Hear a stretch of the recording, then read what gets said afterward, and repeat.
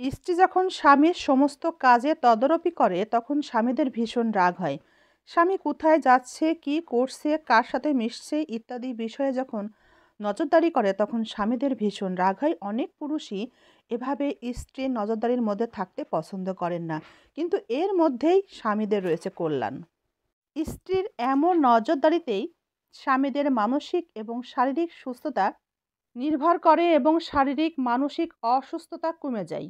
একটি গবেষণায় এটাই প্রমাণিত, এমনকি স্বামীদের আয়ু বৃদ্ধি হয়।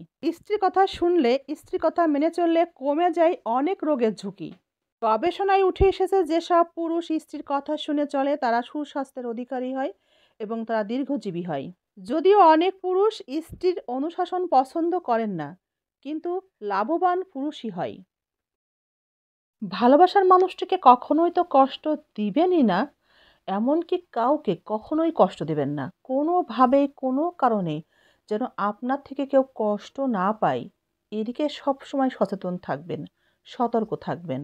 কাউকে কখনো কষ্ট দিবেন না, ঘৃণা করবেন না। কারণ এই পৃথিবী খুবই ছোট, কিন্তু জীবনটা কিন্তু ছোট নয়। আজ আপনি যাকে ঘৃণা করছেন করে যান, যাকে কষ্ট দিচ্ছেন দিয়ে যান।